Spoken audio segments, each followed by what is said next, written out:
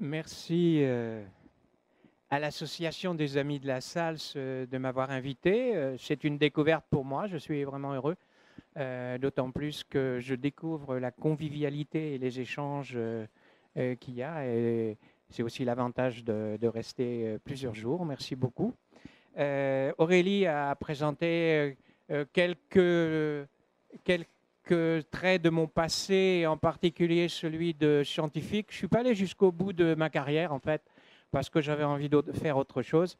Et donc, je vais vous préciser un peu plus, finalement, qu'est-ce qui me motive dans ce thème de l'ADN, puisque en tant que scientifique, je n'étais pas du tout biologiste, je ne suis pas du tout biologiste, je ne suis surtout pas spécialiste de l'ADN et de la biologie, mais simplement, disons que ma spécialité, c'est peut-être de mettre à la disposition des connaissances qui parcourent en ce moment certaines franges de la société, en particulier les gens qui sont en quête. Alors on parle de certaines choses, de vibrations, d'ondes, de physique quantique, d'ADN. Et moi, j'ai été aussi, je me suis dit, tiens, on parle d'ADN, on parle de brun, on parle de ceci, cela. Et j'avais envie que ça soit plus clair pour moi-même. Et à partir du moment où c'était, d'abord, il y avait un premier but, c'était pour moi-même, que ça soit clair. Et le deuxième but, c'est qu'une fois que c'est un peu plus clair, eh bien, j'adore pouvoir le mettre à la disposition de tout le monde par des articles gratuits sur mon site Internet, qui quelquefois se transforment en bouquins. Mais au départ, ce sont des articles qui sont à votre disposition sur mon site Internet, donc que je vous donnerai à la fin. Donc, cette conférence correspond à 6 articles assez développés sur l'ADN que j'ai mis sur mon site Internet, qui correspondent, je dirais, il y a 6 articles, mais il y a en gros 3 parties. 3 parties, qui aura aussi ici 3 parties dans cet exposé, parce que l'ADN, on en parle beaucoup, on parle beaucoup du code génétique, et c'est enseigné, c'est étudié, c'est enseigné dans les universités, les lycées, etc. Mais ça, c'est qu'une première partie. L'autre partie, c'est une partie qui est moins connue, mais qu'on commence à en entendre parler pas mal, c'est l'épigénétique. L'épigénétique, je vous expliquerai un petit peu plus tard qu'est-ce que c'est, mais ce que je peux dire, c'est que c'est étudié officiellement dans les laboratoires, dans pas mal de laboratoires, mais c'est pratiquement pas enseigné dans les universités ou les collèges. Et il y a une troisième partie qui est une science différente, je dirais un petit peu iconoclaste et peu étudiée uniquement dans des laboratoires indépendants, qui concerne l'aspect des ondes électromagnétiques qui entourent l'ADN. Et donc ça nous emmènera dans un autre champ. Donc c'est comme une histoire que je vais vous raconter, dans laquelle je m'efforce d'être à la portée de tout le monde, même des gens qui connaissent presque rien à la biologie. Donc je vais être un petit peu détaillé, c'est un petit peu comme un récit. Donc si possible, si vous avez des questions, réservez-les plutôt pour la deuxième partie, quand on fera un débat, pour que je puisse avancer dans ma démonstration, sauf, bien sûr, si quelque chose vous n'avez pas bien entendu ou qui n'est pas tout à fait clair, n'hésitez pas, par contre, à me le dire et à m'enseigner. Donc,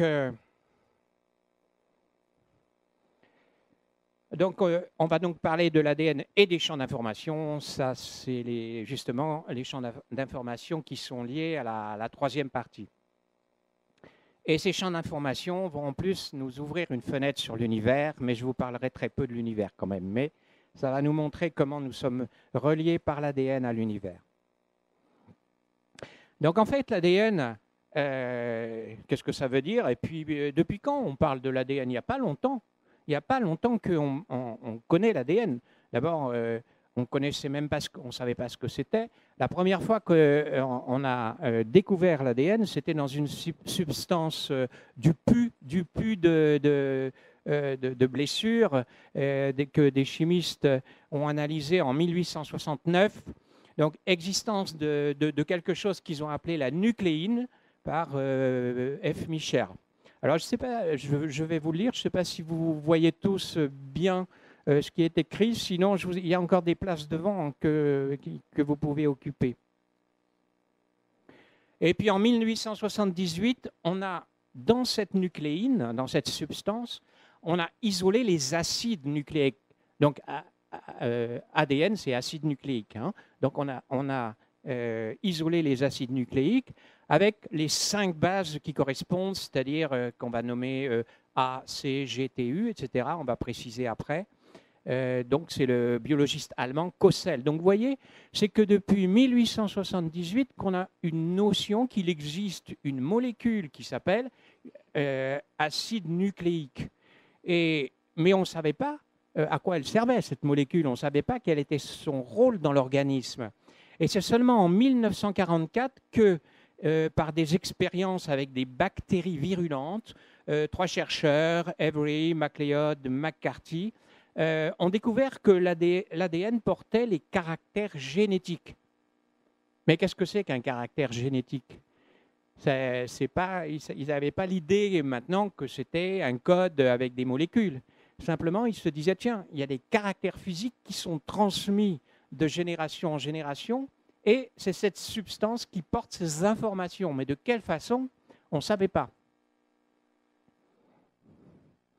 Donc la molécule d'ADN, ensuite, on l'a analysée, et on a découvert en 1953, vous voyez, c'est que en 1953, que c'était une structure en double hélice, et qui a découvert ça?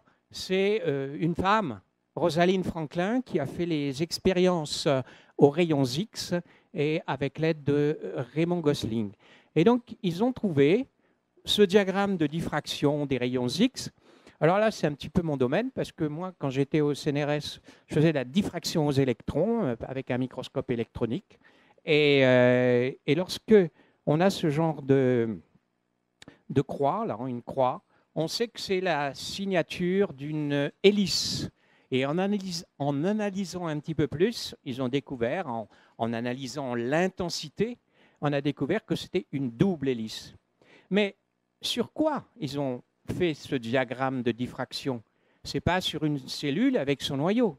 On a extrait ces acides nucléiques du noyau et on les a assemblés pour en faire une petite masse orientée. Et c'est en analysant cet empaquetage d'ADN qu'on a pu réaliser ce diagramme. Ceci dit, maintenant, on a des techniques plus fines qui n'ont plus besoin d'avoir la même quantité d'acide nucléique. Et donc, on a découvert qu'au moins dans cet empaquetage, et dans la plupart, après on a découvert que c'était le cas aussi dans les cellules, mais pas toujours. Ce n'est pas toujours que l'ADN a cette configuration. Il y a d'autres configurations possibles, mais ça c'est la plus courante. Donc on a les deux brins qui sont reliés par des ponts de nucléotides. Et donc ça c'est très petit, puisque vous voyez le diamètre de ce fil, ça donne un fil. Il fait 2 nanomètres, c'est-à-dire 2 millièmes de millimètre. Donc, oui, de temps en temps, je fais apparaître, mais je ne sais pas si vous le voyez, les références que vous pouvez trouver sur mon site internet. Mais ça, je vous l'ai dit au début, j'ai 6 articles. Donc ça, c'est le premier, l'ADN et le code génétique. Vous allez pouvoir trouver tous ces renseignements-là aussi. Et comment on a découvert la localisation de cet ADN, hein? Eh bien, il a fallu d'abord attendre l'invention du microscope. En 1665, par donc Robert Hooke dans son ouvrage Micrographia, rapporte l'existence de ce microscope, de l'invention de ce microscope. Et il a regardé avec de l'écorce de liège. Et en regardant cette écorce, on voit que les tissus sont faits de cellules. Mais c'était la première fois qu'on voyait que les tissus végétaux et après animaux sont faits de cellules. Ensuite, bon, plus récemment, on fait des photos au microscope. Là, c'est un tissu de pelure d'oignon. Et donc, on voit comment ça s'appelle, la membrane qui entoure, là. Mais à l'intérieur, il y a ce rond-là. Il y a ce rond partout, dans chacune de ces cellules. Et c'est comme ça qu'on a découvert qu'il y avait un noyau à l'intérieur. Oui, donc ce sont des parois qui délimitent les cellules végétales. Ce n'est pas vrai pour les animaux, mais c'est d'abord les végétaux qui nous ont montré qu'on pouvait facilement définir des cellules.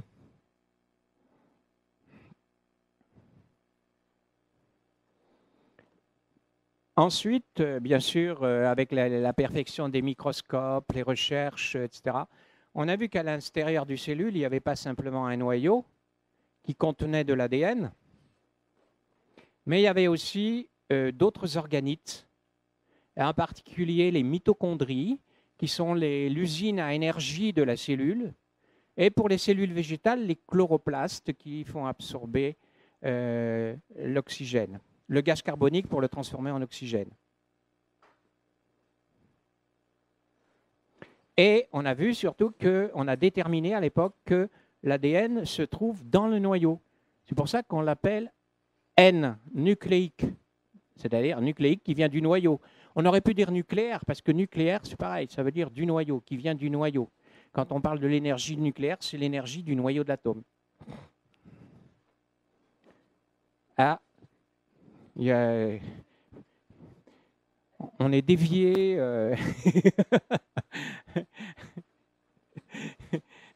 Merci. Plus tard, on a trouvé que l'ADN n'était pas simplement dans les noyaux, mais également dans les mitochondries. Mais ce n'est pas le même. Il est beaucoup plus court, mais c'est la même substance chimique. Alors là, je vais vous passer un petit film. Donc, ce petit film... Oh, pardon. On voit ici la cellule, une cellule, et on voit ici le noyau. Donc, c'est une cellule humaine. C'est une animation, c'est une reconstitution graphique. Alors, est-ce que ça va fonctionner? Donc, vous allez voir la cellule qui va grandir et qui va se séparer en deux cellules. Voilà, n'hésitez pas à vous rapprocher, il reste des chaises devant. Hein.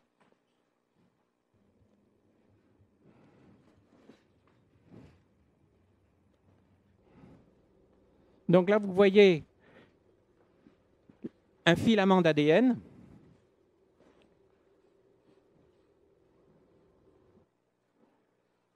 Donc c'est chacune des 10 trillions de cellules, chacune des cellules, non,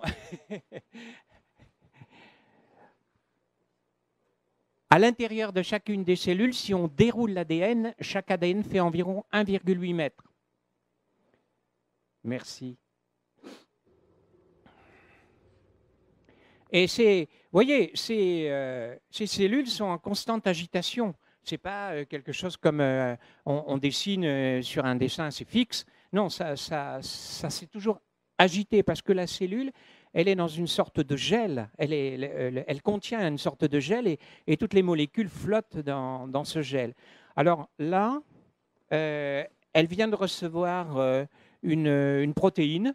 Et c'est pour montrer que l'ADN, en fait, il n'est pas allongé comme un fil, mais il se pelotonne autour de molécules.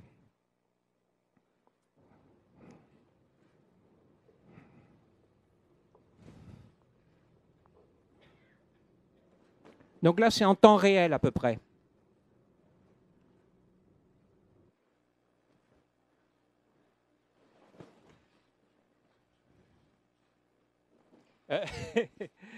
Merci. Alors, qu'est-ce qui s'est passé là? Je suis revenu en arrière.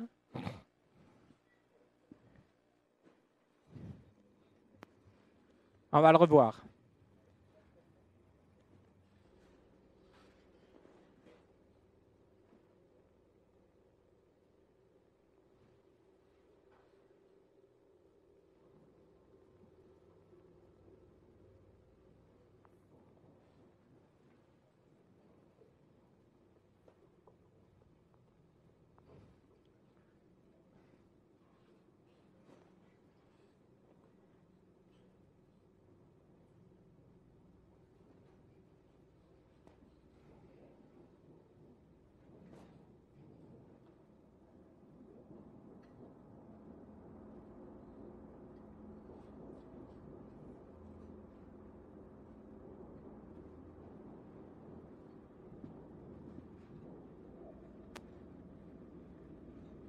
Donc vous voyez là, on le voit on dézoome, on le voit de plus en plus loin, c'est-à-dire que les filaments d'ADN forment des tourbillons qui eux-mêmes s'enroulent en tourbillons.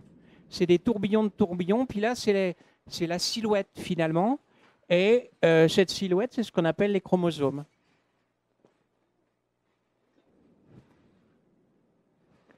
Et là vous voyez, on dézoome encore de plus en plus, là vous voyez la cellule en entier, avec les chromosomes qui commencent à se séparer les uns des autres.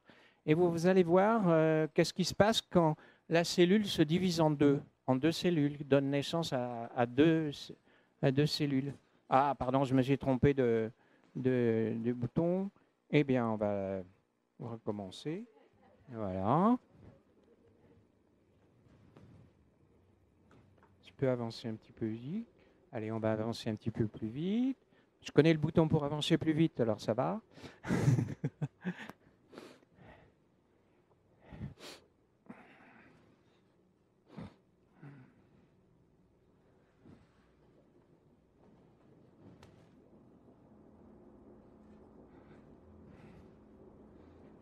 Donc, les tourbillons de tourbillons,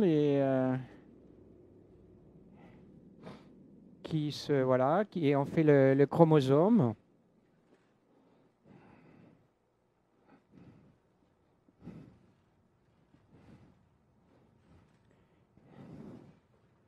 Et donc, les chromosomes vont se séparer en deux, à droite et à gauche. Donc là, vous avez une cellule, et elle commence à se séparer ici. Et là, vous en avez deux. Voilà. Là, c'est la fin du film.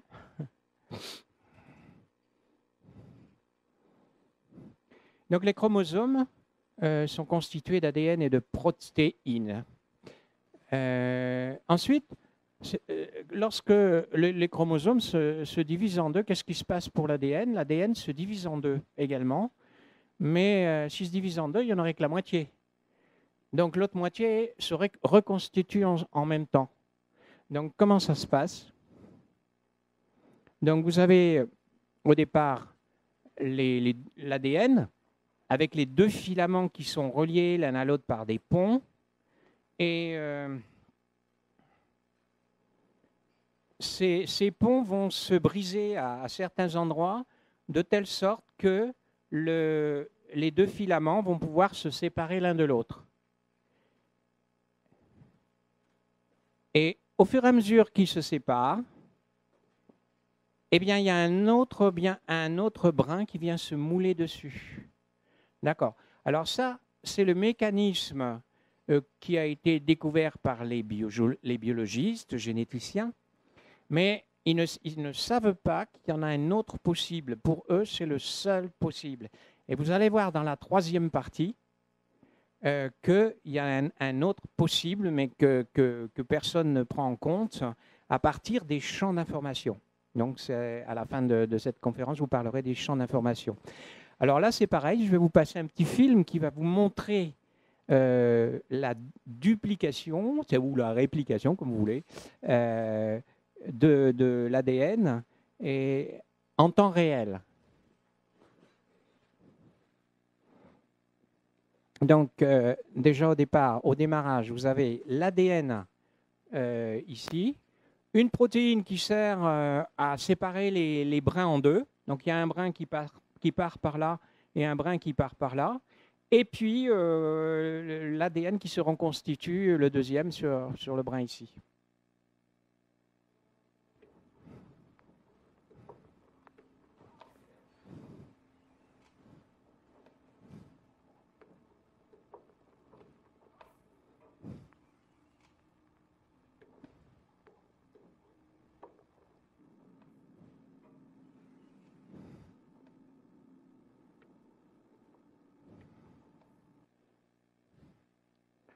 Voilà.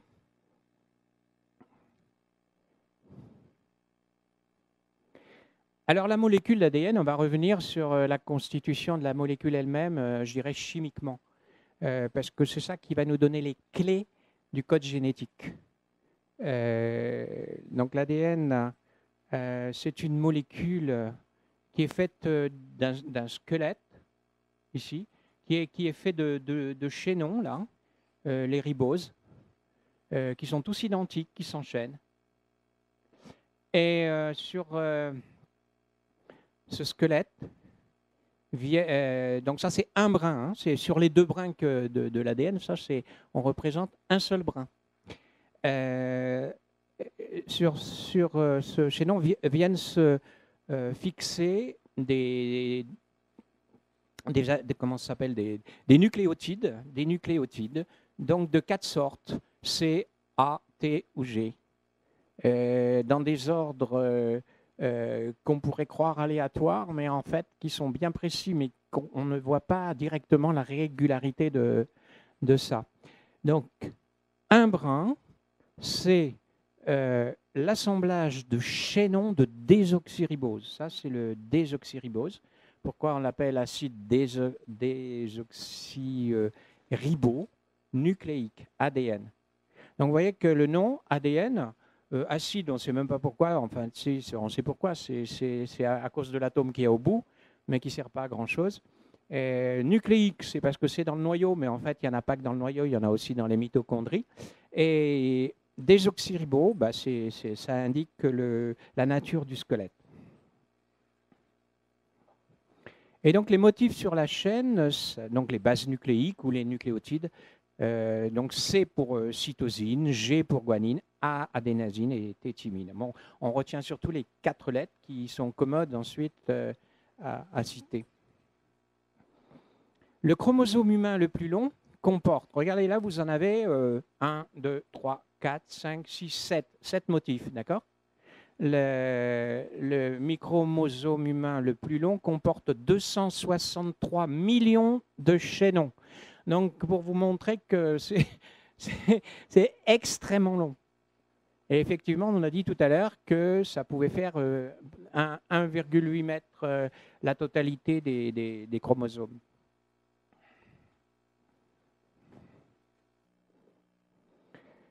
Et donc, maintenant, on sait comment on a compris que l'ADN portait les gènes. Qu'est-ce que c'est qu'un gène, au fait? Dans tous est-ce que, si je regarde là, où est-ce qu'il y a un gène? Où est-ce qu'il y a un gène? Alors, il ne faut pas oublier que ça peut faire des millions de motifs. Et un gène, ça va faire un petit fragment court de ces motifs.